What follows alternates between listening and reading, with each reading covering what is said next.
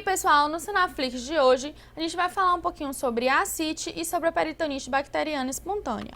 A gente vai ver o que é a ascite, como é que o paciente se apresenta para a gente com a ascite, né, os sinais e sintomas clínicos, as principais etiologias para a ascite e como a gente deve conduzir e tratar esse paciente com ascite, tá certo? E no final eu vou dar uma pincelada sobre peritonite bacteriana espontânea, tá bom?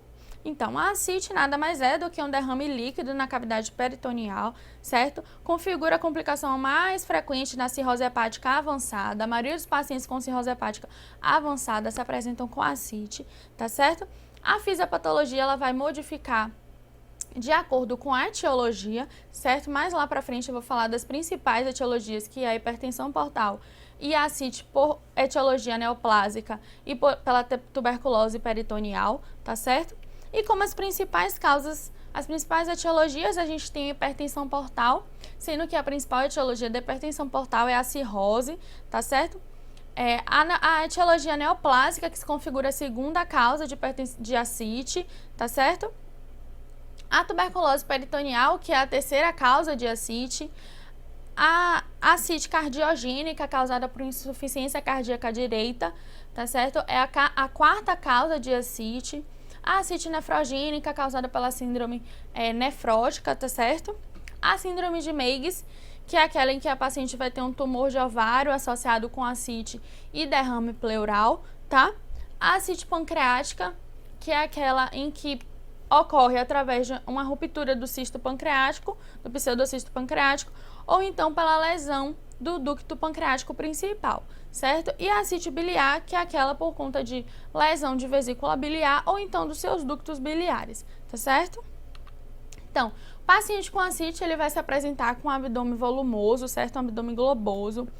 A gente tem esse abdômen avental, que é quando o paciente em ortostase, o abdômen ele cai em cima do pubis, tá certo? Gerando esse abdômen avental.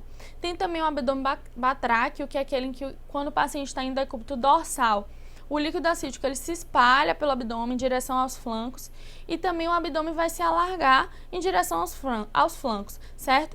Gerando esse abdômen batráqueo.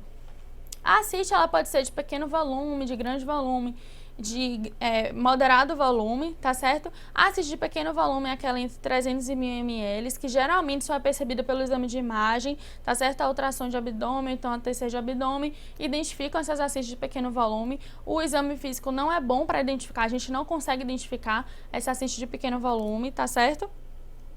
As ascites que evoluem acima de 1,5 litros, a gente já consegue identificar através do exame físico pelo exame da massa C6 móvel, que é um exame que tem uma boa sensibilidade para identificar essas ascites, tá certo? E como é que a gente faz esse exame? Então, a gente vai percutir o abdômen do paciente e a gente vai identificar a área de massa C6 desse abdômen, enquanto o paciente está em decúbito dorsal. Depois, a gente vai pedir para esse paciente ir para decúbito lateral e vai percutir essa área que era antigamente maciça e vai perceber que essa área ela vai deixar de ser maciça, porque o líquido ele vai escorrer sobre o abdômen e por isso essa área vai deixar de ser maciça. É a massa C6 móvel, tá certo? Além disso, ascites mais volumosas, acima de 5 litros, a gente consegue identificar também através dos outros exames, dos outros testes, que é o semicírculo de Skoda e o sinal de Piparotti. No semicírculo de Skoda, a gente vai delimitar mesmo um semicírculo no abdômen do paciente e vai percutir esse semicírculo, percebendo essa diferença de percussão entre maciçez e timpanismo, tá certo? E no sinal de Piparotti, a gente vai dar um peteleco no flanco do paciente e vai perceber essa propagação da onda do outro lado, no flanco do paciente, certo? Então, a gente pode colocar a mão no meio do abdômen, então pedir para que o paciente colabore com o exame e coloque a mão no meio do abdômen e vai dar esse peteleco sentindo a propagação da onda do outro lado, tá certo? E, obviamente, no exame físico também a gente vai pesquisar sinais no exame físico que possam nos orientar para uma possível etiologia dessa ascite. Então, a gente vai procurar pesquisar sinais de hipertensão portal, então a gente vai ver se esse paciente ele tem circulação colateral, se ele tem esplenomegalia, certo? A gente vai pesquisar estigmas de doença hepática, então a gente vai procurar pelo eritema palmar, pelas telangiectasias, pelas aranhas vasculares, pela ginecomastia, que são todos estigmas de doença hepática, tá?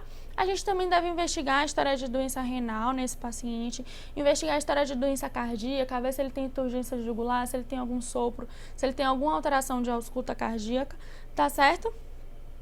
E também a gente vai fazer alguns exames de imagem. A gente pode fazer tanto a ultrassom de abdômen quanto a TC de abdômen. Os dois são exames com boa sensibilidade para identificar a ascite, e eles vão nos ajudar a quantificar essa ascite e também vai nos ajudar a pensar nas possíveis etiologias da ascite, certo? Então, a ultrassom de abdômen geralmente é o exame que a gente faz de escolha, tá? A TC de abdômen, então, é excelente sensibilidade, especificidade, porém é um exame que depende de radiação, e a ultrassom, como é um exame que não tem radiação e é um exame mais fácil de ser feito, mais rápido, a gente opta pela ultrassom de abdômen, certo? Então, a gente consegue quantificar essa ascite na ultrassom, inclusive as ascites de pequeno volume, tá?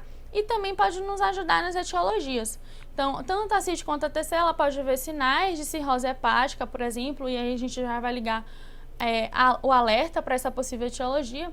Pode ser visto também trombos de veias suprahepáticas, e a gente já pode pensar em causas vasculares para cirrose hepática, como, por exemplo, a síndrome de Budd-Chiari, tá certo? E outro exame que a gente deve fazer obrigatoriamente nos pacientes com ascite é a análise do líquido acítico, certo? Então, a gente vai fazer essa análise do líquido acítico através da paracentese. A paracentese é um exame que a gente vai fazer no quadrante inferior esquerdo, certo?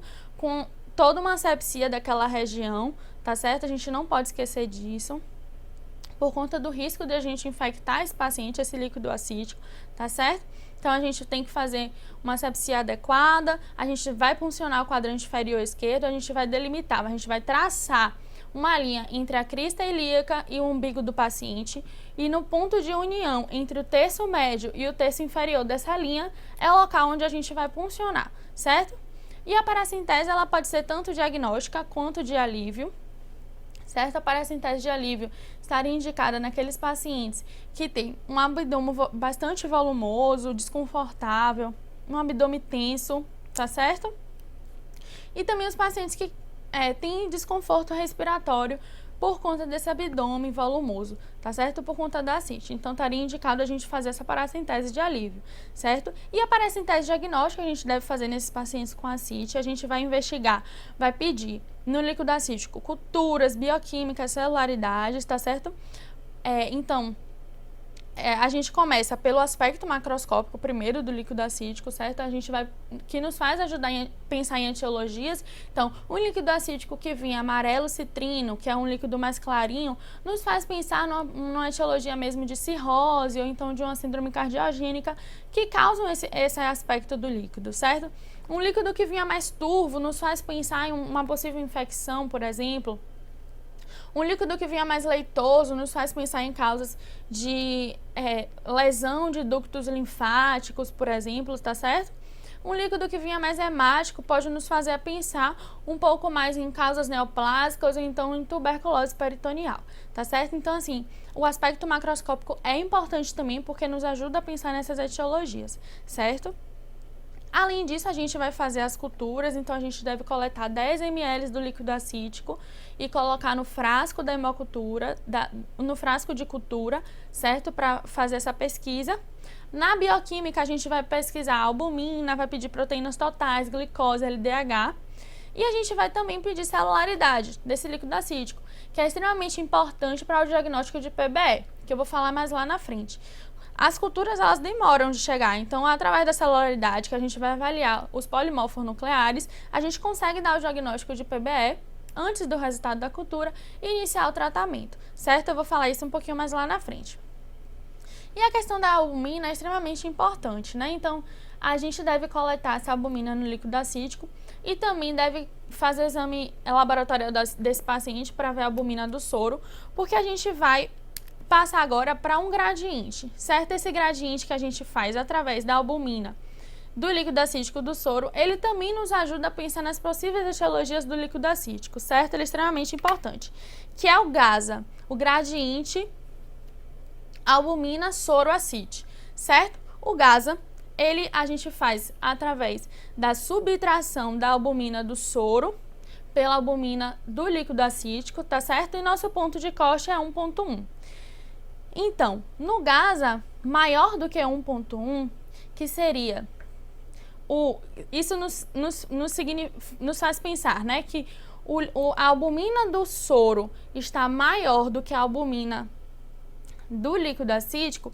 Isso nos faz pensar em um líquido acítico que é um transudato, certo? Então, é um líquido que tem poucas proteínas. Então, esse líquido que é um transudato nos faz pensar em causas de hipertensão portal, certo? A gente tem que ter isso muito na cabeça. O GASA maior do que 1,1 é um transudato, que é a causa desse GASA é a hipertensão portal. Então, a gente vai pensar em causas de hipertensão portal que está levando a essa ascite, tá certo? Um GASA menor do que 1,1 nos faz pensar em um exudato. Por quê? Porque o GASA menor do que 1,1 significa que a albumina do soro está próxima do valor da albumina do líquido acítico, certo? Mas aí vem uma pegadinha, que é em relação à ascite nefrogênica, causada pela síndrome nefrótica, certo? Por quê? Se a gente pensar, o paciente nefrótico, ele tem hipoalbuminemia generalizada. Então, ele tem hipoalbuminemia tanto no soro, quanto hipoalbuminemia no líquido acítico. Obviamente, esse gradiente ele vai dar menor do que 1,1, porque ele tem diminuição de albumina no soro e diminuição de albumina no líquido acítico. Isso nos faria pensar só pelo valor do GASA em um exudato, mas a gente sabe que na verdade é um transudato, certo? Então, essa é uma pegadinha que a gente tem que ficar de alerta, tá certo? E para isso a gente vai avaliar o valor da proteína total. Porque se essa proteína total vier menor do que 2,2, que é comum nos pacientes nefróticos, então isso vai nos fazer pensar que é um transudato. Embora esse GASA seja menor do que 1,1, esse paciente ele está com uma síndrome nefrogênica, uma ascite nefrogênica, certo? E por isso ele tem essa hipoalbuminemia geral. Por isso, o GASA vai ser menor do que 1,1, mas é um transudato, não é um exudato, tá certo? Se por acaso ele tiver o GASA menor do que 1,1 e ele não tiver na vigência de uma ascite nefrogênica, certo? Numa síndrome nefrótica, a gente vai para as outras causas possíveis de exudato e aí a gente abre o leque de diagnósticos diferenciais, que seria TB peritoneal, seria as causas neoplásicas, ascite pancreática, ascite biliar, certo? E para isso a gente, por exemplo, eu vou falar um pouco mais da TB peritoneal e da etiologia neoplásica, mas, por exemplo, na ascite pancreática, a gente iria dosar o valor da amilase para avaliar se é realmente essa ascite pancreática. Na ascite biliar, a gente vai dosar valores de bilirrubina, certo? Então, a gente vai modificar a nossa conduta diagnóstica através do que a gente esteja pensando, tá certo? No caso do transudato, da hipertensão portal, do GASA maior do que 1,1, a gente vai pensar nas causas que levam à hipertensão porta. Então, a gente pensa principalmente na cirrose e pensa na ascite cardiogênica. Então, através da proteína total, a gente vai pensar se é uma cirrose ou se é uma ascite cardiogênica. Então, a gente precisa aqui, nesse momento, lembrar um pouquinho só da anatomia, da fisiopatologia da cirrose. Se a gente lembrar que na cirrose existe um processo de deposição de colágeno importante, de modificação de parênquima, de alteração de sinusoide, com diminuição de permeabilidade desse sinusoide, certo? Então, a gente vai lembrar que por esse sinusoide estar diminuído sua permeabilidade, a quantidade de proteínas que passam por esse sinusoide é menor também. Por isso, na ascite por cirrose, a gente vai ter uma proteína menor do que 2,5, certo? Já na ascite por causa cardiogênica, o sinusoide ele está preservado, não tem nenhuma alteração. Portanto, o sinusoide normalmente ele tem uma permeabilidade aumentada. Eu vou falar para vocês mais lá na frente. Ele tem uma permeabilidade aumentada porque ele é muito fenestrado. Então, as proteínas vão passar normalmente por ele porque ele não tem nenhuma lesão. E por isso, na causa cardiogênica, vai gerar uma proteína maior do que 2,5, certo? E aí a gente vai para as principais etiologias. Como eu falei para vocês, eu vou falar da hipertensão porta e das etiologias neoplásicas e da tuberculose peritoneal, certo? Então, primeiro, eu queria que a gente lembrasse mesmo do sinusoide, né? Dessa questão anatômica dos hepatócitos. Então, o sinusoide é o vaso do hepatócito, né? É o capilar do hepatócito. E a gente tem que lembrar que esse sinusoide, ele é extremamente fenestrado. Então, a permeabilidade desse sinusoide já é alta por si só por conta dessas fenestras, né? Então, se a gente tem uma condição que aumente a pressão dentro desse sinusoide, essa permeabilidade vai aumentar e, por isso, o líquido vai extravasar por esse sinusoide, certo? Então, a primeira coisa que eu queria que vocês lembrassem. A partir daí, o outro ponto que eu queria que vocês lembrassem é o seguinte. Se a gente precisa extravasar pelo sinusoide, se a gente lembrar do sistema porta em geral, o local que é mais permeável, certo? Que pode ocorrer esse extravasamento é justamente no sinusoide, como eu falei para vocês. É uma região com muitas fenestras e, portanto, a permeabilidade é alta nesse sinusoide. Então, se você aumenta a pressão dentro desse sinusoide, esse sinusoide começa a chorar. Ele chora, ele vai gotejando e, por isso, vai formando esse líquido na cavidade abdominal, certo? Então, se a gente tiver um aumento, uma etiologia que cause aumento de pressão intrasinusoidal, certo? Como é o caso da cirrose, então a gente vai ter ascite. Por quê? Porque o sinusoide ele vai chorar, certo? Se a gente tem uma etiologia pós-sinusoidal, então, consequentemente, se a gente pensar retrogradamente, se a gente tem uma obstrução mais lá em cima, por exemplo, na síndrome de Budd-Chiari, que é uma obstrução mais lá em cima, a gente vai ter aumento de pressão hidrostática depois do sinusoide e também no sinusoide e antes do sinusoide. Então, a pressão dentro do sinusoide, ela também está aumentada. Então, vai extravasar líquido por esse sinusoide e vai gerar ascite, certo? Mas, se a gente tem uma causa de aumento de pressão intravascular antes desse sinusoide, portanto, esse sinusoide ele não vai ter aumento de pressão hidrostática, a gente não vai ter extravasamento de líquido por esse sinusoide, porque a pressão está aumentada antes dele, não nele, certo? E quem é que faz isso? A esquistossomose. Por isso, aí agora a gente começa a entender por que a cirrose causa ascite, por que a síndrome de Budd-Chiari causa ascite, mas por que a esquistossomose não causa ascite. A esquistossomose, ela aumenta a pressão pré-sinusoidal. Então, esse sinusoide ele não vai chorar. Por conta disso, a hipertensão porta pela esquistossomose vai fazer circulação colateral, vai fazer esplenomegalia, mas não vai fazer ascite, porque não acomete o sinusoide. Tá certo? Então, a etiologia da ascite envolvendo a hipertensão portal é essa. Tudo que aumente pressão dentro desse sinusoide, faça esse sinusoide extravasar, que já é uma área propensa para extravasamento, porque é um vaso muito fenestrado, então vai gerar ascite. Se não levar a aumento de pressão intrasinusoidal, então também não vai levar ascite, tá certo? Então, assim, eu quero que vocês fixem bem isso, porque é muito importante, tá bom? Porque é aí que a gente consegue perceber porque a síndrome de Budd-Chiari, porque a cirrose faz ascite, mas porque a esquistossomose não faz ascite. Faz todas as outras alterações, faz esplenomegalia, faz circulação colateral, mas não faz ascite, tá certo? A gente tem que lembrar disso e ficar sempre com isso em mente, tá bom?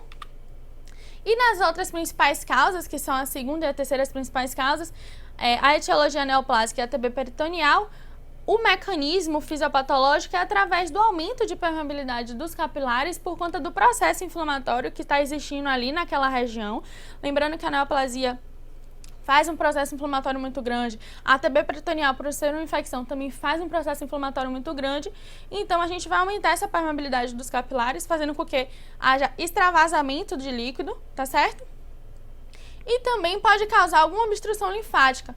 Associada a essa permeabilidade de capilares, tanto a neoplasia como a TB peritoneal pode fazer obstrução linfática, compressão de ducto linfático. Isso vai fazer também, isso também vai ajudar para que exista esse acúmulo de líquido intraabdominal, tá certo? Então, na neoplasia, os principais tumores que levam a essa ascite seriam os tumores de ovário, o câncer coloretal, o estômago e o pâncreas, tá certo? E também nesse líquido acítico, a gente vai ver níveis de proteínas elevados, que a gente já viu, maior do que 2,5, certo? Naquele algoritmo que eu mostrei para vocês. E também a gente vai ver níveis de colesterol elevado, tá bom? E na TB pós-primária, na tuberculose peritoneal, a gente tem que lembrar que é uma TB pós-primária, né? Obviamente, o paciente ele vai se apresentar pra gente com ascite e com uma febre moderada, tá certo? Geralmente só tem isso de sintoma. Nesse líquido acítico, a gente vai ver um leuco entre 500 e 2.000 células, tá certo? A pesquisa do bacilo de Koch só é positiva em 2% dos líquidos acíticos, tá certo? Então, assim, a presença nos confirma, mas a negatividade desse bacilo no líquido não nos afasta, tá certo? De uma TB peritoneal. A cultura também só é 50% positiva, então a presença também nos confirma, mas a negatividade não nos afasta, tá certo? E o exame que a gente mais faz, que tem uma boa sensibilidade, uma boa especificidade para TB peritoneal, é a adenosina deaminase, certo? Que é o ADA. A gente faz e ele geralmente vem positivo, com a boa sensibilidade, boa especificidade na tuberculose peritoneal, tá certo? E aí o tratamento, a gente deve primeiro tratar a causa base, então se por acaso for uma síndrome nefrótica que esteja causando isso, a gente vai tratar a síndrome nefrótica. Se for uma insuficiência cardíaca direita, a gente vai tratar a insuficiência cardíaca direita, certo? E aí a gente vai fazer restrição de sal e de água. A gente acha que não é importante, mas é extremamente importante essa parte de restrição de sal. A gente consegue, junto com os diuréticos, controlar boa parte dos acíticos, dos pacientes com ascite, tá certo? Então, a gente vai restringir o sal a 2 gramas por dia, no máximo, tá? E a gente só faz restrição de água para 1 litro por dia, se por acaso esse paciente fizer uma hiponatremia, tá? Então, primeiro, restrição de sal, 2 gramas por dia. E se por acaso esse paciente fizer uma hiponatremia, aí a gente pensa em fazer uma restrição líquida, tá certo? E aí a gente também vai fazer uso de diuréticos para esse paciente, para diminuir esse líquido acítico, né? Então, a gente geralmente inicia o paciente que chega o primeiro episódio de ascite, a gente inicia uma monoterapia para ele, geralmente com a espironolactona, o diurético de escolha, tá? A gente inicia na dose de 100 mg dia e a dose máxima da espiro é até 400 mg dia, tá certo? Nos pacientes que não conseguem ser controlados com essa restrição de sal e com a monoterapia com espironolactona, a gente pode fazer esquema combinado. Ou então também nos pacientes que já fizeram ascites anteriormente e estão fazendo novamente, a gente já pode iniciar com o esquema combinado, certo? Então a gente vai fazer espironolactona e associar com a furosemida, que é a dose inicial da furosemida de 40 mg e a gente pode aumentar até 160, tá certo? A espironolactona, ela pode levar a ginecomastia dolorosa.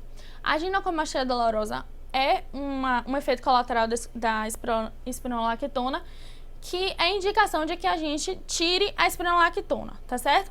E aí a gente pode usar como alternativa a essa medicação a milorida, tá bom?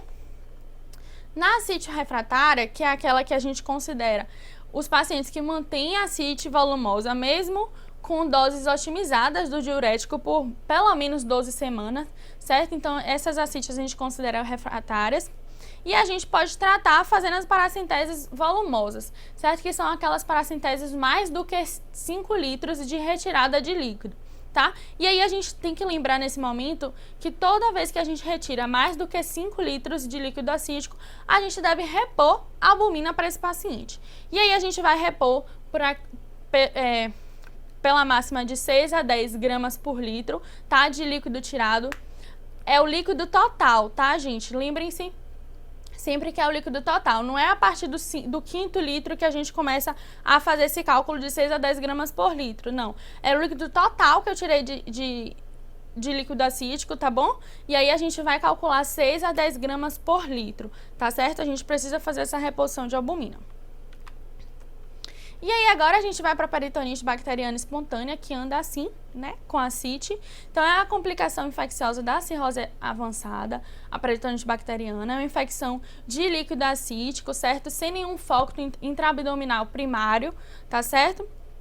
A via de disseminação é a hematogênica, através dessa translocação bacteriana. O que se postula é que existe essa translocação bacteriana em que as bactérias vá para os nódulos linfáticos e dos nódulos linfáticos e pela linfa atinjam os vasos sanguíneos, né? Por isso essa via hematogênica. As principais bactérias associadas à peritonite bacteriana espontânea são as gram-negativas, com enfoque especial para a E. coli, tá bom? E o diagnóstico de peritonite bacteriana espontânea a gente dá através dos polimorfonucleares, que é aquela celularidade que eu falei lá atrás que a gente pede na paracentese do líquido acítico, certo? Então, os polimorfonucleares maiores do que 250, a gente pode fazer o diagnóstico de PBE, tá certo? A gente não precisa da cultura para começar a tratar esse paciente. Então, a gente vai fazer a análise do líquido acítico com cultura e com celularidade, mas a celularidade sai mais rápido e quando vem maior do que 250 polimorfonucleares, a gente já inicia tratamento empírico para esse paciente, tá? Lá atrás, com o resultado da cultura, a gente pode guiar a nossa antibiótico-terapia através da cultura, tá? Mas sem a cultura, a gente já inicia o tratamento empírico para ele, tá certo? O paciente ele pode vir ou não com sinais e sintomas de PBE, então ele pode ter sinais de irritação peritoneal, ele pode se apresentar com encefalopatia hepática, então os pacientes com encefalopatia hepática, né, que é essa cirrose descompensada. E a ascite, a gente faz a paracentese para investigar PBE, porque pode ser a causa da descompensação da ascite, da cirrose, tá certo?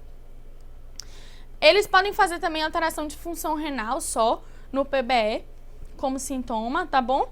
E também alguns pacientes, eles são assintomáticos, eles podem estar fazendo PBE e se apresentarem assintomáticos pra gente, tá certo? A gente vai perceber mais mesmo quando a gente faz essa celularidade do líquido acítico, tá bom? E aí o tratamento, ele vai modificar se ele for um tratamento comunitário ou se for um tratamento nosocomial, tá certo? Então, para um primeiro episódio de PBE na comunidade, tá certo? A gente vai iniciar, como eu falei, um tratamento empírico inicialmente, só com a celularidade de polimorfonucleares. Então, a droga de escolha são as cefalosporinas de terceira geração, certo? A gente pode fazer a cefotaxima, que aqui não faz. Então, a gente faz mesmo o ceftriaxone, 1 grama endovenoso de 12 em 12. Essa é a dose terapêutica, tá certo? 1 grama de 12 em 12. E também, se não, na falta da ceftriaxone, existe uma segunda linha de medicação que seria o clavolin, 2 gramas intravenoso de 6 ou de 8 em 8 horas, tá certo? Nos cirróticos ou pacientes com disfunção renal, a gente deve associar essa antibiótico-terapia à reposição de albumina endovenosa, tá certo? Então, a gente faz como essa reposição de albumina? A gente vai fazer 1,5 gramas por quilo no primeiro dia do tratamento e vai fazer 1 grama por quilo no terceiro dia de tratamento, tá certo? Além disso, para esse paciente, a gente tem que repetir a paracentese em 48 horas. Então, iniciou o tratamento para PBE, repete a paracentese em 48 horas para a gente avaliar a resposta terapêutica desse paciente, tá bom?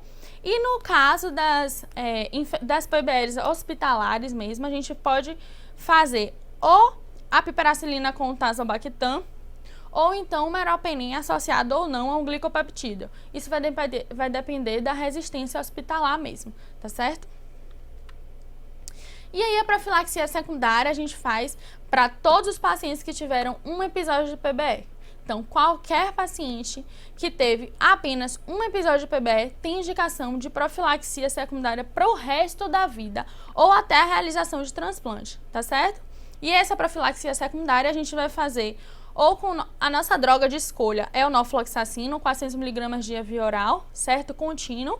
É a nossa droga de escolha, mas na falta dele a gente pode fazer como segunda linha, a gente pode fazer a sulformetoxazol trimetropin ou então ciprofloxacino, tá certo? E o tratamento da profilaxia primária está indicado só em 2 situações, que seriam os pacientes cirróticos que fazem hemorragia digestiva alta. A gente deve fazer essa profilaxia para PBE com a cefalosporina de terceira geração. Então, é o ceftriaxone 1 grama por dia, endovenoso, por 7 dias, tá? Então, aqui, ó, percebam. O ceftriaxone terapêutico é 1 grama de 12 em 12. Tá? Aqui é a profilaxia primária, a gente faz 1 grama por dia, tá certo? E a gente faz por 7 dias, tá certo? Então, os pacientes que fazem hemorragia digestiva alta, cirróticos, a gente faz essa profilaxia primária. E alguns estudos vêm mostrando também que a gente deve fazer essa profilaxia primária nos pacientes com um líquido acídico com baixo teor de proteínas associado com a cirrose avançada, tá certo? Então, a gente pode fazer também o norfloxacino com 400 mg dia via oral ou então o ciprofloxacino de 500 mg dia via oral, tá certo? Então é isso, pessoal. Eu espero que vocês tenham gostado do vídeo. Espero que a gente tenha conseguido explicar um pouquinho sobre as causas de ascite, as possíveis etiologias, como a gente deve tratar esse paciente, como a gente deve investigar esse paciente e também sobre peritonite bacteriana espontânea, que é uma causa extremamente importante nesses pacientes, tá certo? De morbidade e de mortalidade nesses pacientes com cirrose, tá bom? Então, até o próximo vídeo.